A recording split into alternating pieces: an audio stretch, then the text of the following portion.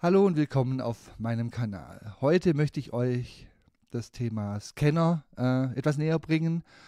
Dokumentenscanner, um hier genau zu sein. Wir alle im Betreuerwesen scannen jeden Tag Dokumente ein, die wir per Post oder eben analog bekommen von Betreuten, mitnehmen oder eben auch zugeschickt bekommen.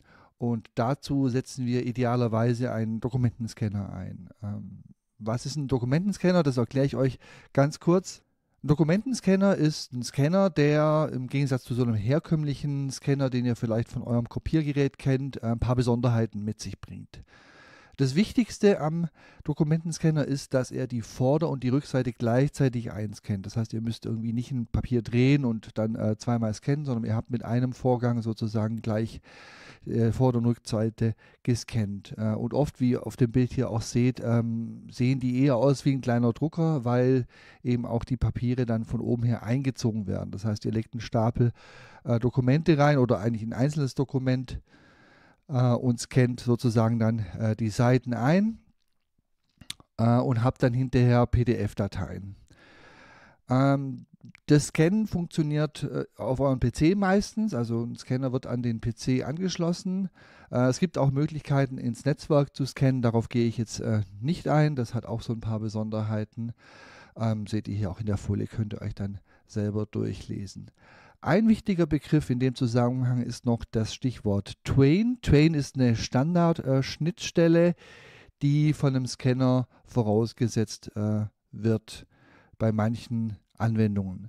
Und zwar ist es immer dann der Fall, wenn eure Betreuungssoftware zum Beispiel ja, direkt einscannen möchte in die Software.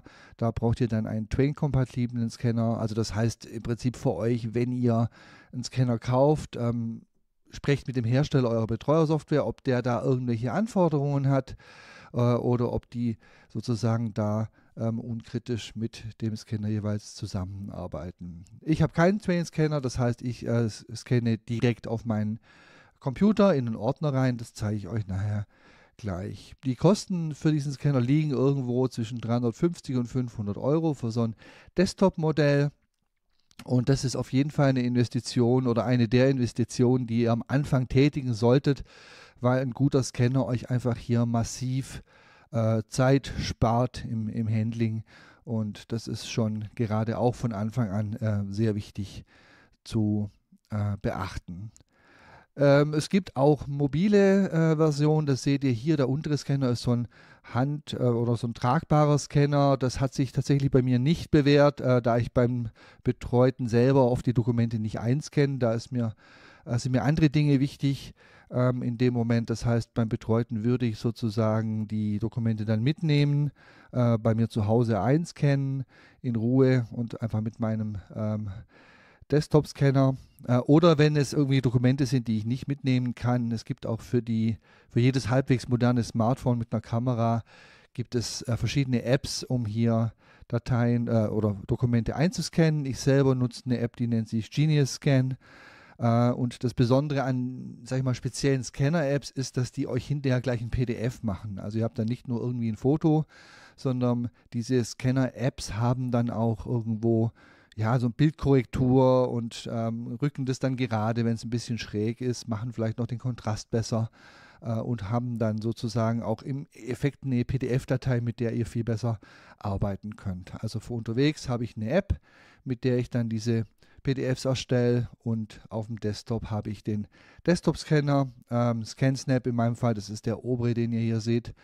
Und da möchte ich euch jetzt zeigen, wie ihr den ja, einstellt, sodass ihr da das Maximale rausholt. Ja, ich nehme euch jetzt mal mit in die Konfigurationsoberfläche des Scanners. Das, was ihr hier seht, ist sozusagen ja, das Abbild des Displays. Also mein Scanner, der ScanSnap, hat ein Display mit Touchscreen, was im Prinzip dann genau so aussieht. Und so konfiguriere ich das dann auch. Und das zeige ich euch jetzt. Muss allerdings hier ein bisschen rüberspringen.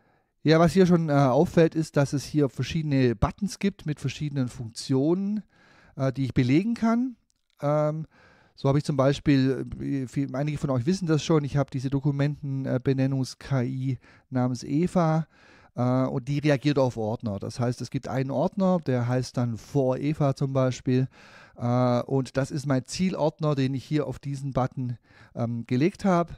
Und dann weiß ich, wenn ich hier unter dieser Einstellung Dokumente einscanne, werden die von Eva verarbeitet, weil sie in diesem Zielordner landen. Also das ist jetzt technisch eher trivial, aber es gibt einfach diesen einen Zielordner, der dann sozusagen mit Eva verbunden ist, und dann wird die Datei da umbenannt, dem Betreuten zugeordnet und in meinen Zielordner, der heißt jetzt zum Beispiel nach Eva, wieder zurückgespielt, und von da an schiebe ich den dann in mein Dokumentenmanagement, oder es würde dann in eurem Fall in die Betreuersoftware gehen, wie auch immer also welche auch immer ihr da benutzt. Genau. Es gibt noch einen zweiten Ordner, der liegt sozusagen daneben dran, der heißt Eva Legitimation. Ist ein anderer Zielordner, den ich sozusagen so verknüpft habe, dass Eva weiß, dass sie hier nicht nur Dateien benennen soll, sondern auch Legitimationsschreiben erstellen soll. Also diese Schreiben hiermit teile ich Ihnen mit, dass Herr Volker Biberger Betreuer ist von Herrn Max Müller. Sie erkennen Max Müller eben daran, dass er bei Ihnen die Kundennummer, die Rechnungsnummer irgendwie was hat. Also da gibt es dann hinterher ein PDF, das dann mitgeneriert wird, und das erkennt Eva an diesem zweiten Ordner, der dann sozusagen als zweiter Zielordner definiert ist. Die dritte Funktion ist auch manchmal ganz praktisch, die heißt hier Scan to E-Mail. Das heißt, dass die Datei eingescannt wird, aber dann nicht auf einem Ordner gespeichert wird, sondern an eine E-Mail angehängt wird. Das ist was, wenn ich zum Beispiel einfach ein Dokument per E-Mail verschicken will, das ich jetzt gerade nicht digital da habe, dann würde ich das da sozusagen einscannen und dann gleich mir eine E-Mail öffnen lassen. Dann habe ich nochmal 2 Ordner, also vieles funktioniert in diesem Bereich darüber, dass man verschiedene Zielordner hat, und das ist auch dann der Vorteil, wenn ich mehrere Tasten habe, sodass ich das dann direkt gleich auswählen kann. Übrigens, solche verschiedenen Taster haben auch andere Scanner. Mit so einem Display wie beim ScanSnap ist es natürlich dann nochmal ein bisschen komfortabler, aber Zielwahltasten ist was, oder wo ihr darauf achten solltet, dass ihr da irgendwo 2, 3 habt, weil verschiedene Funktionen damit eben aufgerufen werden können. Also ich habe zum Beispiel für meine Buchhaltung einen Ordner, der heißt dann Belege Betreuer, so wie es hier erscheint. Und der ist wiederum mit meiner Buchhaltungssoftware verknüpft. Das heißt, wenn ich da was reinscanne, wird das automatisch in meine Buchhaltung übertragen.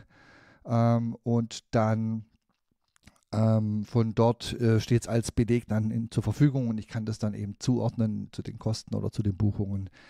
Könnt ihr euch ja vorstellen. Und ich habe natürlich auch eine zweite Firma, die Betreuerschmiede. Die hat natürlich ihren eigenen Ordner. Und hier wird dann die Buchhaltungssoftware der Betreuerschmiede angesprochen. Also auch wieder hier 2 Ziele, um hier dann den richtigen Ordner auszuwählen und die richtigen Funktionen auszulösen.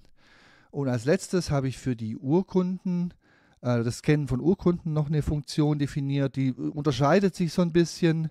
Da habe ich die Grafikeinstellungen noch ein bisschen verändert. Der Zielordner ist ja auch ein anderer, das muss irgendwie nicht über Eva benannt werden, weil ich ja schon weiß, was sozusagen drin steht. Es wird auch die Rückseite nicht gescannt, weil die ist immer leer. Zumindest bei meinen Urkunden. Das heißt, ich habe hier nochmal eine eigene Funktion, und so könntet ihr euch verschiedenste Funktionen ausdenken. Vielleicht habt ihr da auch Funktionen, das wäre cool, wenn ihr mir dann die unten in die Kommentare schreibt, wie ihr solche Zielwahltasten nutzt, wenn ihr es dann überhaupt benutzt. Also das ist sozusagen die Grundidee, dass man hier mit verschiedensten Funktionen verschiedene Workflows eigentlich steuert, also hier von der Dokumentenbenennung über das Anhängen an eine E-Mail bis zum Übertragen in die Buchhaltung. Gut, dann schauen wir mal hier rein, wie diese Einstellungen in dem Fall gemacht wurden. Muss ich das nur irgendwie ein bisschen hübsch kriegen hier für euch, wobei das passt eigentlich schon ganz gut.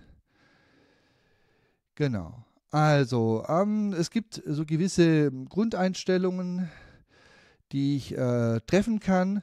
Und das ist tatsächlich was ihr vielleicht auch einmal in einer ruhigen Minute mal ausprobieren solltet, dass ihr einfach mal ein Dokument in verschiedenen Qualitätsstufen einscannt und guckt, wie kommt das raus auf meinem Bildschirm. eventuell auch nochmal ausdruckt. Also ich habe das so gemacht, dass ich wirklich dann die Dokumente mal eingescannt und nochmal ausgedruckt habe, weil manchmal muss man es halt dann doch nochmal ausdrucken und da ist es dann auch gut, wenn dann die Qualität immer noch passt. Ich habe für mich einmal die Einstellungen gewählt. Für mich ist zum Beispiel nicht wichtig, dass die Dokumente farbig sind. Mir reichen da Graustufen, weil das einfach schon mal die Dateigröße, und das ist natürlich so ein Punkt, den wir so ein bisschen im Auge behalten müssen, die Dateigröße massiv verringert. Also ich arbeite hier mit Graustufen. Dann Duplex bedeutet, dass Vorder- und Rückseite gescannt wird. Das will ich natürlich haben. Das ist ja der ganze Zweck von so einem Dokumentenscanner. Bei der Bildqualität habe ich sozusagen mal alle 5 Jahre ausprobiert und für mich hat sich die Qualität besser in dem Moment bewährt, wenn ich es auf normal mache. Also normal heißt im Prinzip grottig. Dann ist es einfach zu schlecht gewesen und wenn ich es aber hier am besten oder hervorragend mache, wurden die Dateien relativ groß und vor allem eben der Scan-Vorgang dauert auch länger. Also das könnt ihr mal austüfteln, einfach wie ihr das für euch handhaben wollt. Man kann sicher hier auch noch als höher gehen. Also das ist was ihr dann sozusagen für euch einmalig festlegt und dann hier im Scanner hinterlegt.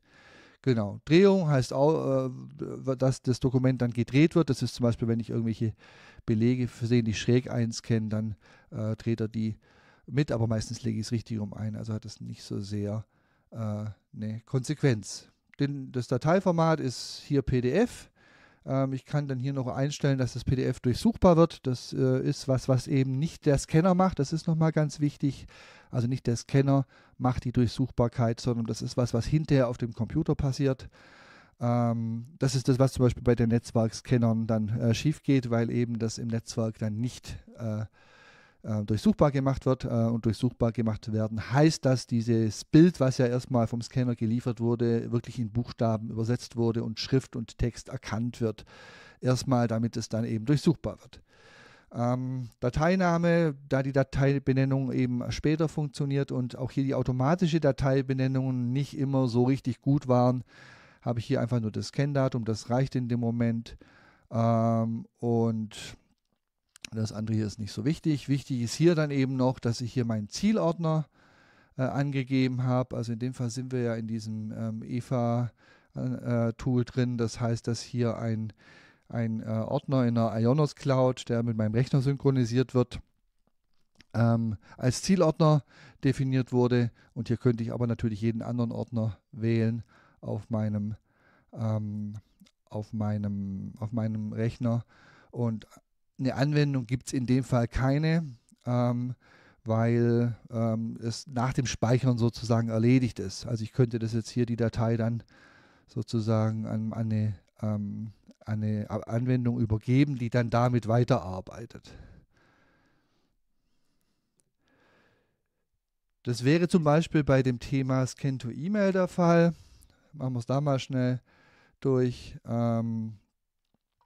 Hier habe ich dann mein E-Mail-Programm als Anwendung angegeben und dann wird die Scan-Datei an das Programm übergeben und das E-Mail-Programm weiß dann, dass ich das in eine neue E-Mail anhängen möchte, an die E-Mail hinten dran. Genau, da wären natürlich auch andere Anwendungen denkbar. Das müsste man sich mal überlegen, was da dann noch möglich wäre. Aber grundsätzlich ist das sozusagen jetzt mal das, wie ich es eingerichtet habe. Ja, und das war es auch schon. Das ist der Überblick. Wenn ihr Fragen habt, dann gerne hängt die an die Kommentare. Und auch wie ihr euren Scanner nutzt, habe ich jetzt vielleicht noch was vergessen, könnt ihr mir dann auch gerne mitteilen. Und ja, das war's für heute. In dem Fall danke fürs Zuschauen und bis zum nächsten Mal.